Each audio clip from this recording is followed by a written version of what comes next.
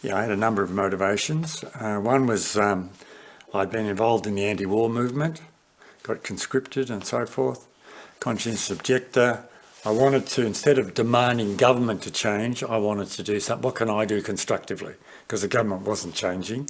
So what could I do to do something different? And also, as a young sociologist, I was particularly interested in the difficulties of the nuclear family and a desire to recreate community, as well as also to bring environmental consciousness to play in that. My interest was more personal, really. I just had a baby, which meant that I had to stop work, and I was stuck in this really miserable flat in Clayton while Peter was working with a child. I didn't know anyone. It wasn't my area. It wasn't my place. And I found it really limiting. And we'd just come from studying in the States, where we'd had the experience of living in a married student apartments where there were hundreds of young couples, all studying, who lived together. And that was such fun. That was really fun.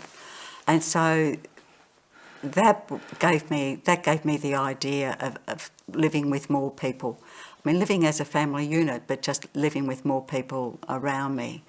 So that was an inspiration for me. After living in a Clayton flat, we said we like the idea of community. We want to have an experiment with it. So we created the Moorabbie commune for 2.5 years, and we lived together with 5 couples. And that was a sort of like a bit of a trial run. I was looking for people, like-minded people in Melbourne who wanted to experiment with new ways of living, and we were lucky to find Peter and Sandra Koch and a group that moved into an old house in Kooyong called Moorabbie. That's where the name came from.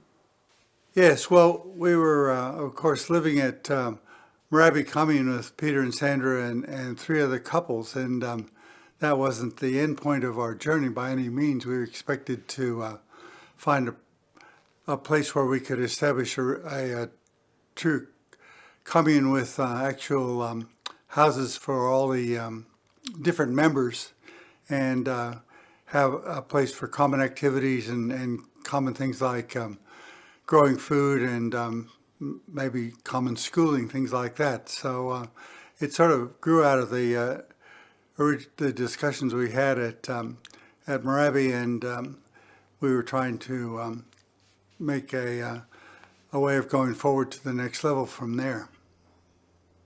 The concept of a larger group of people with common interests, particularly in education, was my big thing. Terribly exciting, and I wasn't sure that that's where I wanted to end up, but I thought it was really worth giving it a go, particularly when I had young children. I could see huge advantages in having young children from several different families who all knew each other and really treated each other like siblings. The planning group came from either the Moorabbie commune or a nearby one, and the idea was to actually we had an engineer, we had a sociologist, we had a psychologist, we had an architect, so we had a good repertoire of skills which we needed the basis we needed to cover in the manifesto and in terms of setting the stage for the design of the development. I was the leader of the planning group. I was the one who sort of was the main driver of the push to make this happen. But yeah, as I've said before, you can't create a community by yourself. It's a co-process, and the planning group process was the first step of that. People had different segments to write, but I was the driving force for that. My role in the planning group was to focus on the social aspects, things to do with conflict resolution mainly, but we also worked on each other's. The people would write their section as a draft, and then we would all work on it together to sort of finesse it and add other ideas. And I was tasked with coming up with a name that fitted what we were trying to build. So I went to Monash one day and I sat in the library and I consulted Aboriginal works, and this particular dictionary told me that Moora meant the earth and Moora Moora meant a friendly spirit. And I found a couple of other names as well, and took them back to the group, and the group just absolutely decided that Moora Moora was it. So as far as the diagram was concerned, we worked with these young architects who made a design for the whole property, how the property should be laid out, because at that time there was just one entrance, which was the truck entrance. So they, as well as doing that, they helped some of us with our houses, and one of them was a pretty good graphic designer, and so he did the Moora Moora logo. Oh, well, it means joining together in a common direction. So, and it's the two hearts coming together to join together and in a common direction. That's what. It's like we all together, isn't it? Yeah, but it's also the common direction, the common path, the shared path. Mm. Well, the planning group was really sort of what we did after we selected a potential block of land, really, and I guess we had first to look at the number of dwellings we could fit on the block of land and how many people we expected to be in the proposed commune, and then just thinking about how we would have to interact with council in terms of getting a permit for that.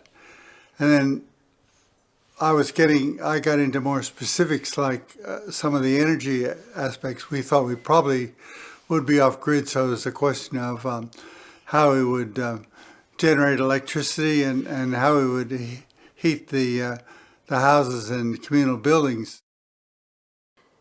Well, it seemed to me that we had to find land that was going to make or break us as a group. So I regarded that as the absolutely critical first step, and it was the first step that interested me a great deal. I started looking for land around the north and quite close to the city, because everybody had jobs in the city at that stage. So I thought, well, that's something I can do. Not that I knew anything particularly about land, but I thought that one person and a phone could find out a lot. And in fact, I found 4 large lots of land around this area, one near Mernda, some in the Arthurs Creek area, that were worth checking out. So I really enjoyed it, and to this day I feel like I learned a great deal about the district.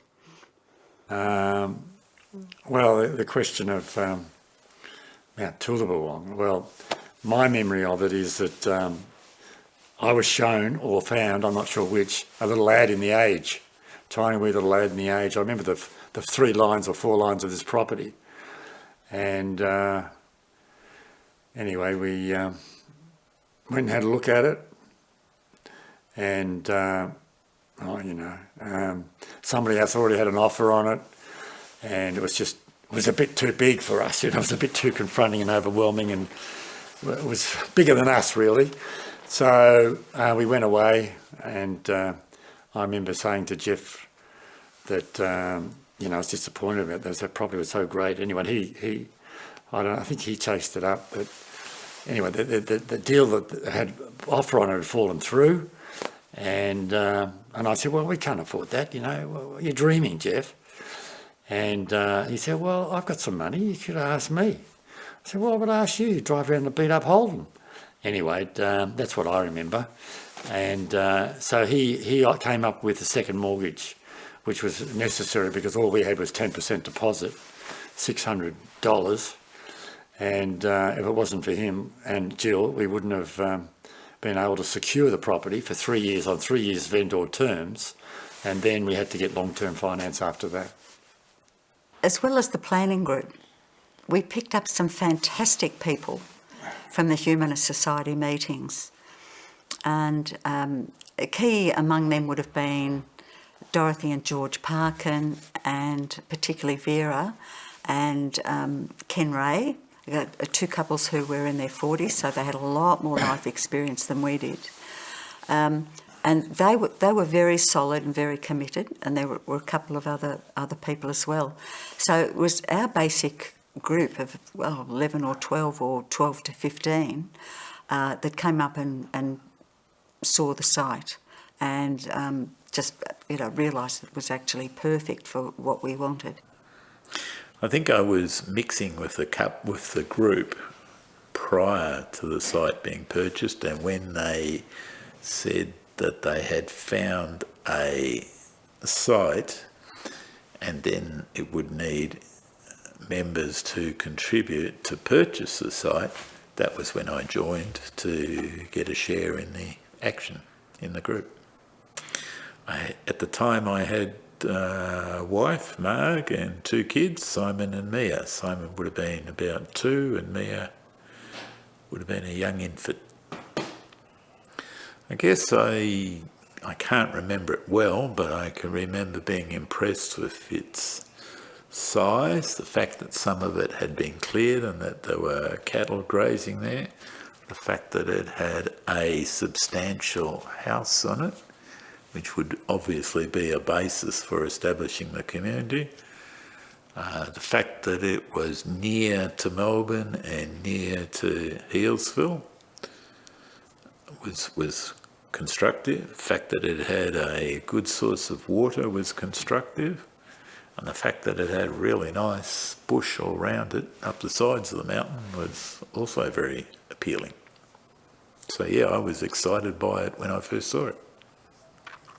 Well, we went out to Mount Toolabawong on quite a misty, wet day, and it was just beautiful. It smelled beautiful, and I recognised that this was an unbelievably good option for the group. But it right away I realised we could not live there. I mean, we relied on my job at Latrobe. There was no way we could get between Latrobe and Moora Moora under an hour and a half. In those days, the road to Yarra Glen was mud. We got bogged on the way back, and I thought, no, can't do this. What's the point of living in a community when you spend your life in the car? There's an unsettled time because it's making the commitment to buy it. Meant that some people said, oh, like Jenny, oh, I don't like the forest, or we're just too far from Latrobe. So there's those sorts of individual people deciding, is this for me or not? Can I see myself here? So a number of people left and new people coming in. And so there was a bit of churning happening at the same time as we were committing to buying the land. And it was a defining moment in that sense of, are you in or are you not? And who else can we bring in to grow the numbers? So 12 of us bought the property, and that was a great sense of relief and achievement to actually secure the property, even if it was only for 3 years. In terms of getting members, because we had that core group that was so in love with the land and so keen to see things happen, there was a very big appetite for reaching out and getting new members. And so we actually did a lot of interviews in Grassroots and Earth Garden, and we did advertising as well as articles there. We wrote articles wherever we could land them, really, and we welcomed interest from newspapers as well. And we've got a pretty big media file now over all that time. And we went to places like the Malvern Learning Exchange, and we put ads around wherever we thought that people might be interested to come. And as Peter said, we went and spoke to a number of public meetings about what we were doing. We went to conferences and talked about what we were doing, not just us but other people as well. So a lot of effort was put into reaching out and just pulling people into what we were trying to do. Once we got the site, people just wanted to spend as much time there as they could. So most people at that stage would come up every weekend. So every weekend there would be meetings or discussions about various aspects of what we were doing, and lots of decision meetings as well as about decisions we had to make. And a tremendous amount of work was done. People were working all the time, basically. It was a huge project and a lot of enthusiasm for it. And that continued for quite a long time. And in fact, the community meetings that we have now, once a month on a topic, basically the kind of, they started right then because there were so many things we had to talk about. We had to talk about education, what we were going to do in that space, about clusters, where they would be and who was interested in going where, about the types of buildings that we wanted constructed and sort of limits to what we wanted people to do. We had big meetings about feminism and women's role, leadership, you name it. We just have had, looking through our minutes would show the variety of topics that we spoke about, sometimes more than once. The meetings were exciting in the sense that we were all on a mission to form a community which was going to be land-based, when I was currently living in intentional communities which were in rented house in suburban Melbourne based. So they were exciting times. These were idealistic people who wanted to live a lifestyle where they could experiment with what was a good lifestyle to raise your kids and grow up and figure yourself out and figure the world out and save yourself and contribute in a constructive way to society. And I must say that these were times post the 60s when in the early 70s everything felt achievable. So these were the times of Gough Whitlam-esque idealism, and it was post-Vietnam War idealism. It was time to no longer make some mistakes of the past, particularly unconstructive, what I felt was unconstructive, tight-assed ways of living, and examine better ways of living and better ideologies for going forward. We took possession of the property in June, and we moved up in August, and Ian and Lisa moved up a week or so before us into the old house. I remember because I became pregnant with Marika after about 3 days of living at Moora Moora. And certainly to move up at that time of the year, it took a lot of effort to get the lodge warm. Unfortunately, a lot of wood had been left by the previous owners, and I feel like I spent most of my time down in the wood room underneath the lodge, just keeping the fires going. Yeah, so we didn't breathe out for long after we bought the property, secured I should say, and then we had luckily this team of architects from Melbourne University. We commissioned them to work with us in developing the plan for submission to council, and it was vital that we had them, not only because of their expertise, but also they helped to provide a middle ground between, say, what I might be saying and somebody else is saying. So in other words, they help with conflict management and to sort the reasonable from the unreasonable and so forth. I was just a new graduate from Melbourne University. My thesis was on alternatives to the standard detached housing block, suburban block. I think that's how Peter heard of me. Once Peter approached me, I then got a few of my mates in the same year as me, John Duggan, Jeff Falk, and a couple of others, and we formed a little team to help Moora Moora. I thought the people at Moora Moora then really worked well together.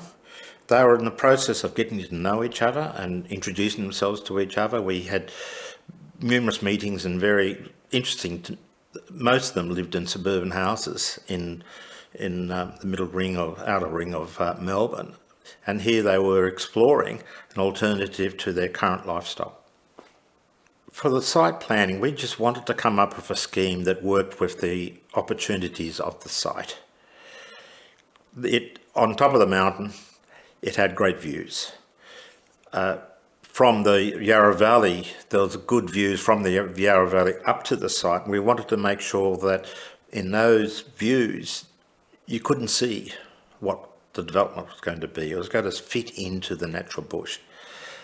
At the time, or previously on this site, a quarry was proposed, which would have been a massive scar to the hill, the mountain. And I think the Shire and the local councillors were very supportive of Moora Moora because they saw this as a much better alternative than the quarry. The key thing was we were entitled to 6 houses on 600 acres, 1 house per 100 acres. And that legal right was converted into 6 clusters. So our key argument was, we're arguing, and not with much... Anyway, we argued that the 6 clusters, because of our environmental policies, would be the equivalent of what someone who just had a house and no environmental restrictions. So that was the basis of our and the argument that the houses would be on the top of the mountain and they'd be pretty close together. They weren't dispersed all over the mountain, all over the property, and they were tight, 2 acres, and the houses would have to be within a tight framework to reduce their environmental footprint and so forth. So that was the argument. The unique thing about the Moora Moora size and the planning, I think, was the idea came from the beginning was the idea of 5 to 6 or 7 clusters, groups of 4 to 6 houses per cluster. They could work together to share veggie gardens or water or sewage treatment systems, be close enough to be supportive of each other, but be planned whereby they could look out in all directions and not feel that they're suburbia. To develop the permit, we obviously had to meet the local council. In this case, the Healesville Shire Council. It was a small council. It was the Shire engineer was the person you dealt with. Today you deal with professional planners. We had to deal with the site, the Shire engineer, who sort of found the whole environment, what we're proposing, very interesting, for want of a better word. But I was amazed that he actually supported the idea, and we developed it with him, with his support. There was another person, a town planner called David Chandler, we worked with too in preparing the town planning report because we were architects. We knew we had to have a holistic approach to the whole thing of how to submit for town planning. We had to look at the environment, we had to look at the microclimate, we had to look at the fauna, the flora, bushfires, all the issues that needed to be solved. And when we put it to council, of course, initially they said no, but only just. It was pretty, I thought it was 7-5, but maybe it was 6-6. But the point is that they said no initially just, and we invited them to come up, and we got dressed up to be respectable citizens, had scones and cream and so forth. So we put on a show for them, showed them around and made us look respectable and reasonable, and that enabled one person to shift his vote, so we got it through. There was a huge amount of relief when we got the planning permit. And celebration. Because there was no guarantees that we'd get it. And, we also had a bit of a laugh that our little ruse of dressing up and pretending we were ladies and gentlemen had kind of paid off. So that was a great moment of coming together. it was fun knowing we owned this land and thinking about how we could develop it and what we could do and what it could become. It was fun, it was exciting, it was kind of a bit of a realisation of an ideological dream of figuring out what you wanted to do in life and what you wanted to be and who you were. And it was fun meeting with different people on all their ideas and ideals. And yeah, I remember it as being a constructive time of people coming together and trying to live a dream of community living. We'd been living as a family in Box Hill. I was working at the Institute of Early Childhood Development, and Wilby, my husband, was a lecturer at RMIT. We were both interested in getting away from the suburban restrictions, so we were thinking that when we retired, we would, we were looking for something interesting out of the city to retire to. But then we happened to meet Bob Rich. He was lecturing at RMIT also when my husband was there. And he told us of this community that was forming up out of Hillsville. So we followed it up, and it was Moora Moora. And it was just when they'd just got the planning permit through. It was very early stages. No one had built any houses there yet.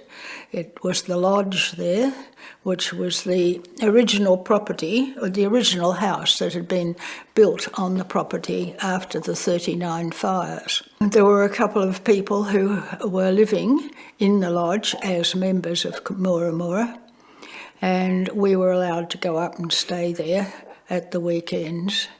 And quite soon we decided, yes, this was what we wanted to do in our retirement. My brother-in-law read Grassroots, and he said, I'm going up to have a look at this co-op. I don't think he called it a co-op then, I think he called it a community, and would I like to come up and have a look? Well, I came up with them, and I was the only one that was actually turned on to the idea. I thought the land was fantastic. I thought the manifesto was fantastic. I thought the people were wankers. But I got over that.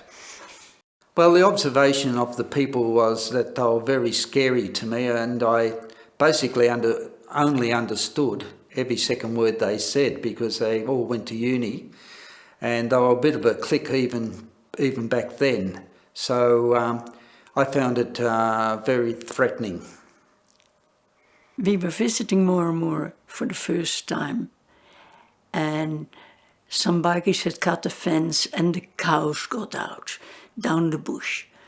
So everybody went around to try and round up these cows out of the bush, and Peter took his horse and rode around and lined them up, and yes, there they are.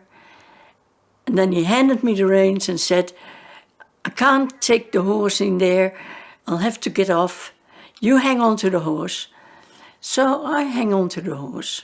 My hands were all sweaty, so I put a lead around my hands so I wasn't going to lose this horse, because this horse was very jittery. And he broke my fingers. So, after we got the cows in, we had to sort out my finger, and it was broken in 2 spots, and I had to go to the hospital and get it done. And Peter said, oh, we can't claim it on our liability insurance unless you're a member or an official friend. So we became friends. At our first meeting that we attended down in the city, one of the issues to decide was, do we bulldoze the old house down and rebuild a new house there, or do we try to renovate it?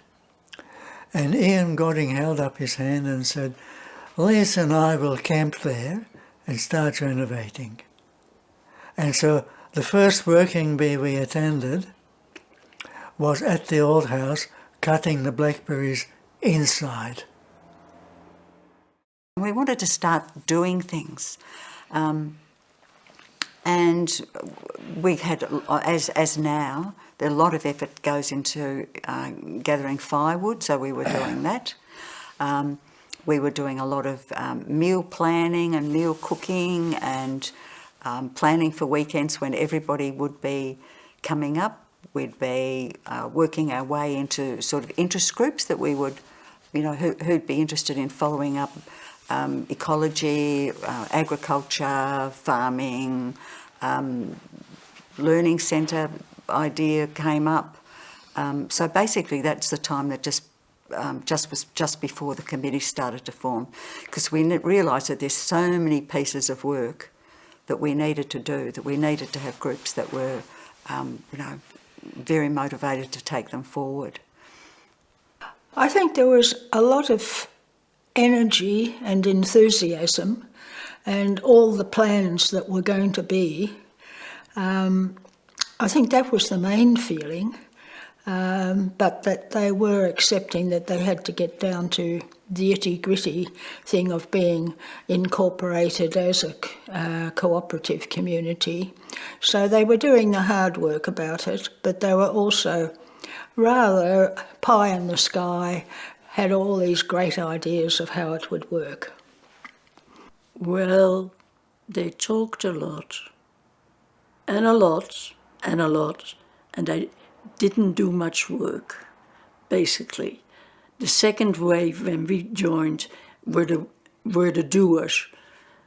We got in there and planted stuff and cleared blackberry and blackberry and blackberry, and found all these wonderful treasures underneath, like equipment that could be recycled and stuff like that. But the earlier ones, they just talked about it, which frustrates me no end. Yes, well, when I first came up to Moora Moora, you don't realise that there is a conflict until you start going to meetings. And meetings were the only place that people could actually take their frustrations out on life at. And I soon found that grandstanding was going to be the rule of the day, where they'd spend hours arguing over what to call something. So meetings for me, because I'd never been to meetings before in my life, were a real drag. And I remember all I wanted to do was fall asleep. It was like conflict to me, and that reminded me of my parents arguing. So I found meetings tricky, and it wasn't until probably quite a few years that I started to realise that my voice was as important as anyone else's, and my common sense was definitely more common than most of them. Well, at the time they were still thrashing it out, but there was this division in attitudes, which I found not appropriate. There was sort of the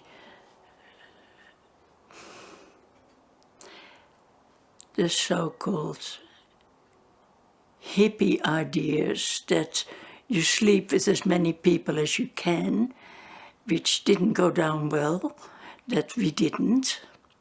And that caused just people to look at you a bit odd, like, they work too much and they don't join in, which, I don't care what people do in their own homes. I don't care, but I do care when they expect me to do it too, just because they feel better about it. So that was when we deferred ourselves from becoming a member until those people actually left. Well, I feel a bit vague about it at the moment now, to be honest. But it was because there was always conflict. The question was when it's always differences of opinion, and it was a free-flowing thing, and we had to have consensus. So it's not like this is the conflict phase.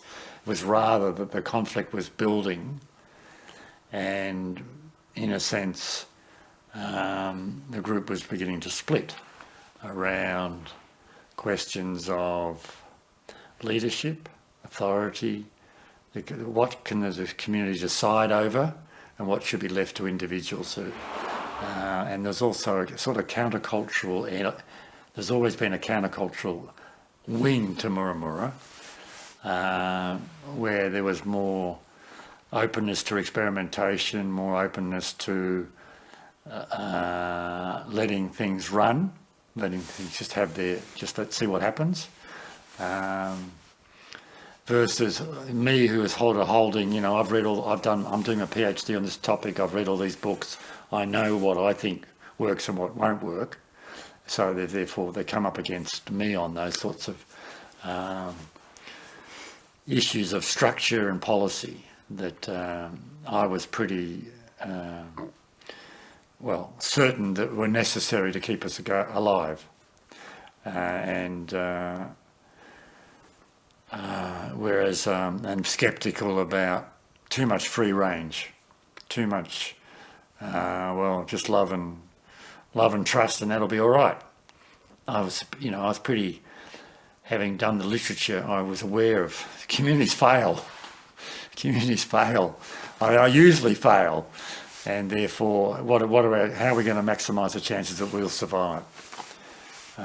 We designed it fairly conservatively, in the sense of 6 clusters and a cooperative, so it wasn't a radical commune, although that was considered. We considered that was too big a leap for Melbournians people from Melbourne to come and join us. It was too big a leap. So the cooperative structure really affirms the individual, affirms them having their own house, their own dwelling and so forth, and creating a community as well. So that sort of conservative structure also designs in some senses a conflict between what the individual rights are and responsibilities as distinct from what's the group power and so forth. So that dialectic between those two is still with us today, and it's with our culture, and it's difficult, it's challenging, and it divided us. Yes, the big gap between as somebody just put it, as the hippies and the straights, was that the hippies just wanted to go get in there and get things done, where the straights wanted to sort all the rules out before you could start doing anything. So it was a big battle between people wanting to get in, have a go, and people trying to stop them from having a go. It manifested itself at meetings in often massive arguments, tears, shouting, and in the end, a total shutdown of negotiations between the two groups. I don't recall a lot of conflict. Period. I don't recall a lot of conflict. I recall discussions, arguments is the wrong word, discussions about ideologies with the intent of resolving what would work best and how we can accommodate some differences in thinking and ideologies. But I don't recall lots of conflict. I don't think there was any real attempt to set up any conflict resolution ideas. I think mostly because we knew each other quite well at that stage, I don't think that was necessary. I think people talked things out a fair bit. There were some conflicts, definitely, but I think that we were able to accept that we were trying to live as a community and to share and to support each other. Peter and the group who identified with his ideas wanted to live basically in the mainstream culture of the day, except cooperatively, in a sustainable way, without electricity, looking after the environment, etc. So they had various positives, but they didn't want a junk society. The other group, which Bill identified himself as the leader, Bill Lavery, wanted to reject society. I think the unspoken philosophy was, anything my parents were for, I'm against. And this was irreconcilable. You know, you couldn't have both. Well, it wasn't just Bill that led it. You see, there was quite a few strong people. Like, as I said, Lisa Roberts was amazingly strong. And Ian was a very passive, gentle person. And Bill was a cross between Lisa and Ian in temperament. He was sort of very passive, but he still had that real strong sense. Like, if he said no, you know he meant no. Yeah, I think as people join a group, they're going to change the group. That's inevitable, and I think that happened. I think Lisa and Ian and I and Marg, did get to like each other and get to spend a bit of time together, and that was good. And Ian and Lisa lived up there early on, so I remember spending a bit of time in their place rather than the main house where Peter and Sandra tended to live and caretake.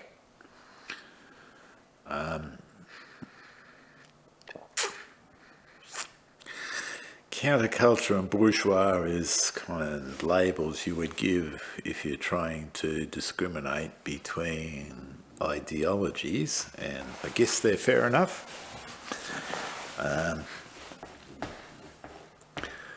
For me, counterculture was catch-all description of people who wanted, for which there were no particular conservative guidelines, if you like, and we did what we thought was right, and we lived how we thought we should live, and we were not going to be bound by the restrictions of the earlier years, the 50s and the 60s, which tended to be pretty repressive and destructive for some of us. So were we different to others in the group who maybe coalesced more around Peter and Sandra? Yeah, we probably were. That didn't seem like an issue to me. It seemed like a normal process of sorting out who you are and what you want to be and how you want to live. Having lived in in suburban communes, the processes of sitting down and talking and resolving and deciding about what you want to do and how you want to be and how you want to live was a normal constructive process. That is, you didn't just do what you thought, you listened to other people and you learnt from them, and maybe they had better ideas than you. So yeah, you can put different labels on them, but I don't think we were really that different. it would have been very possible for the two groups, if we talk about them that way, the two groups to coexist within the one bigger group, because the bigger ideology fitted with both groups. Well, I got attracted to the counterculture group basically because of their ideas and their sense of fun. They were very strong but gentle, but also very creative, and they were can-do people, exactly like I was. If they wanted to get in and do something, they'd do it, and they didn't like rules to get in the way of them doing something, you know, whether it was building or gardening or whatever. But their ideas on life were becoming the same as mine. The minority group had what I call a missionary spirit. Things must be done this way, this is the right way, and there is no disagreement. And they wouldn't bend, and when that didn't work, when people didn't agree with them, then their reaction was to try and bring the co-op down, to actually stop it from existing. Quite destructive and not at all cooperative. I only remember maybe about Mark, me and maybe 4 other people wanting to leave at the same time. And yeah, I think the other 4 joined in, but they joined in independent of us. We decided that we just couldn't live there because of the cold and wet. And we announced it because that sort of people that, you know, upfront about it. And then the others came out of the woodwork, and then it was suddenly a group that are wanting to leave. And obviously that makes it more difficult when a group want to leave rather than just 2 people. But it wasn't a planned thing at all. It's just the way it happened at that meeting, actually. I don't recall having talked to the others about leaving at all. Well, we were facing the winding up of the co-op. That's why it was a crisis. They were prepared to wind us up if that's what had to happen to get them out. So that's the crisis. We put all this work in to get to where we were, and here we are. We had a group of people who wanted to wind us up. I mean, I clearly remember the meeting where this became apparent, because there were I think there were 2 people who were supposed to be up for voting that night, and it was a meeting at Wilby and Joan Rackham's place in Box Hill, and I remember the shock when it was clear that this small group was not going to allow the voting to occur. And I remember the fear I felt about, oh my God, you know, if a small group can actually stop new members joining, we're stuffed. We've got nowhere to go. We're absolutely dependent on being able to grow our community through growing our membership. So that was pretty clear to me that's the first major crisis that we encountered Internally. Yeah. But I don't remember voting against members joining. I do remember having told the group that I wanted to leave, Mark and I wanted to leave the group, that then we were required to not have votes, to not vote on things. I don't know whether that requirement was before or after what you're talking about, new members joining.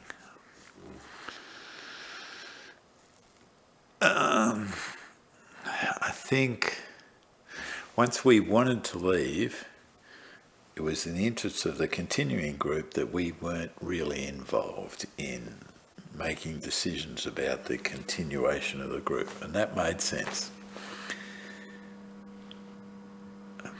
But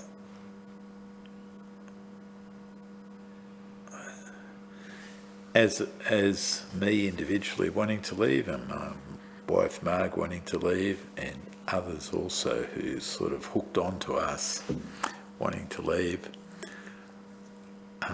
obviously that had to be resolved some way so that at some time we got an ability to leave. So at that stage there was a group who wanted to leave and needed to get their money back somehow to leave, and there was a group who wanted to stay, and financial issues of those wanting to stay and to pay out people who wanted to leave were obviously yet to be resolved. And therefore they wanted to get out. They announced they wanted to get out. They wanted to close down, and in order to get out they needed to close down the co-op. They wouldn't allow new people to come in, and so I formed a core group to counteract that, and we eventually negotiated a deal. Some members agreed to buy some people out, come up with the money to buy them out, but that didn't have enough. I mean, we didn't have enough money to buy all of them out with the existing membership, so we had to get new blood in. The leaving people had to be paid out within 12 months. And to do so, we had to sell 19 members' worth of shares. And during that 1 year, we in fact got 19 new members, and most of them were really, really excellent people, and that's when Moora Moora took off. It wasn't a guaranteed outcome. It was a lot of work to get those people in, but they honoured it, and we honoured it, so that was good. So in a sense, the exit wasn't bloody. I remember there was an agreement that it was going to be 12 months and we were going to be paid out. And I do remember Marg being a bit more nervous about it than me, but we had an agreement. Let's stick to the agreement. Let's give it the chance to work, and it worked. Hooray! Well done to the continuing group. Look, 50 years. Hey, well done, Peter and Sandra. Well done. So when I came back from my what I called my Woman Weekly hippie discovery tour, half my support base had all left, and I felt so let down because I was hoping to be part of their community, and so I had to sort of regroup and concentrate on the good things about the co-op and get into building. But it was a very hard time because the co-op left the co-op very vulnerable because we had not that many members, and we had to sort of try and regroup quickly, and I had to find some people to set a cluster up with. So luckily John Ham came along, and we had like-minded ideas, and we set up Mudborough as a cluster. The community spirit was very good in that we were helping each other. We had work days on the property where we all attended and worked on various specific jobs. And we also had cluster work days where we did work in organising and setting up the clusters, such as clearing for the vegetable gardens and planting the orchards and planting trees as windbreaks, which are now huge gum trees. But there was a lot of cooperation, and because there weren't so many people involved at that stage, everybody knew everybody and what they were doing, and most people were working off the mountain. and they would get together at the weekends. And sometimes during the week, I used to sometimes go up from Melbourne to attend a meeting at night, and then drive back to work in the morning. But yes, there was a lot of get-togetherness. Well, the next thing was to try and find money before the vendor's term ran out. The previous owner wanted to keep the property whole, not subdivided, which is why he was glad to find Moora Moora, and he gave a 5 years vendor's terms. And as I said, Jeff and Jill Russell managed to advance most of that. But there had to be a refinance. And so the push was on, and with something like 3 weeks to go, we got a state government guarantee. And with that, we could get a bank loan from the State Bank of Victoria, which later got taken over by the Commonwealth Bank. So again, that was just over the hump. That was I don't know how we got that. I don't know. I have no idea how come that agreement happened, because I don't think there was any other co-op that I know of in Victoria that got a government guarantee for their loan. I think the fact that we had a planning permit and so forth helped, and so forth. So we were on a legal basis and so forth. But I don't really know how come the state government agreed. One of the things about the community at the beginning was that, of course, we were a bit of a blank slate in the sense of there's plenty of opportunity for gardening, but there's no garden. There's plenty of opportunity for making the lodge more the way we want to do it. So, for example, one of the people in the group who came during that year, when we needed something like 12 new members or whatever, she was a really good artist, so she just really set about creating that mural in the dining room. I thought it was a French guy. No, it was a woman. Was it? Yes, Oh. yes. And her partner was a sculptor, and he was doing stuff too. So people just did whatever their skills were, and there was tremendous excitement about that, and there was a lot of enthusiasm for it, and so all of those things just built the sense of excitement about what was happening. It was just so exciting to see things happening, and so meals were big, rowdy affairs that people just kind of. There was just sort of palpable excitement among the group. It was wonderful. And we were living, so because we weren't the only, originally it was just us moving in, but then other people moved in to live in the lodge. So, for example, Mike and Dorothy Evans, their whole family came and lived there. So we had a communal life together, as well as the whole community coming up at weekends. So that added to the richness of it and the diversity of it. And one year it was good and one year it wasn't bloody good, depending on the dynamics. Yeah, I mean, we had one year, there was, when Marika was a baby, her first year of life probably, the Evanses were there with their 4 girls. Neil and Fran Collier were living there. Mark Snell was living in a gypsy wagon. Lee Norman was living there.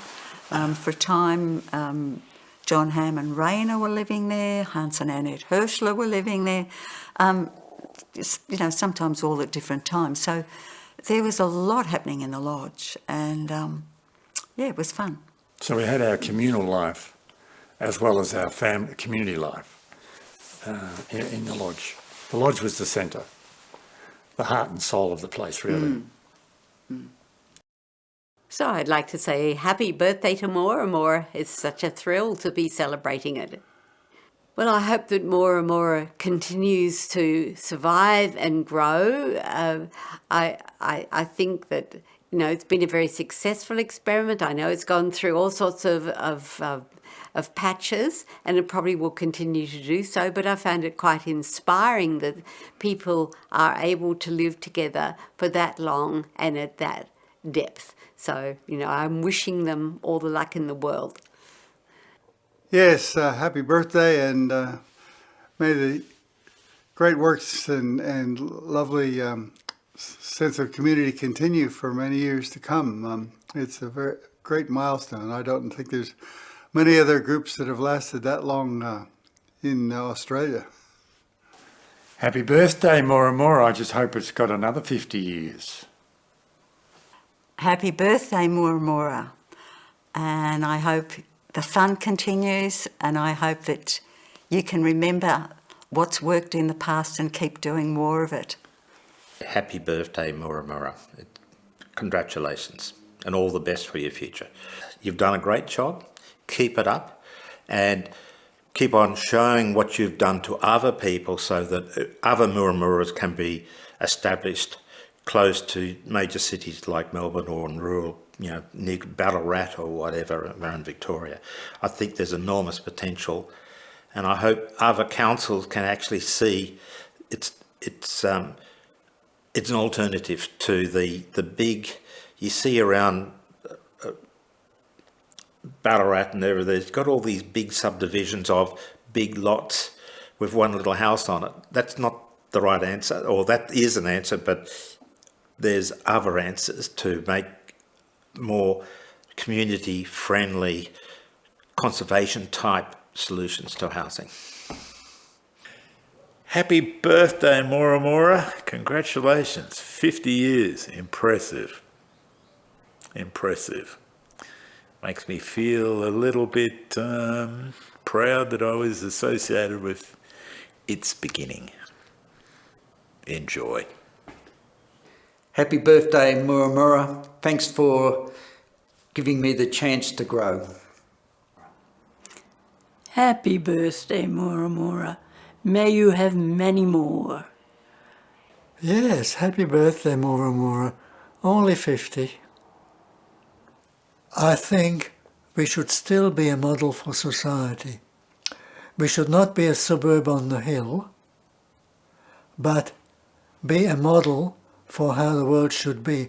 And that means that we have to behave the way we want the world to be. I remember Bob Rich falling off the back of the hay wagon and hurting his arm. And he says, geez, lucky I've got two. And then another stage he's showing visitors around and he's saying, you know that the weather's up at Moora Moora is like the weather in Spain because we're on the same grid line. And I thought, geez, that was pretty wide stretch.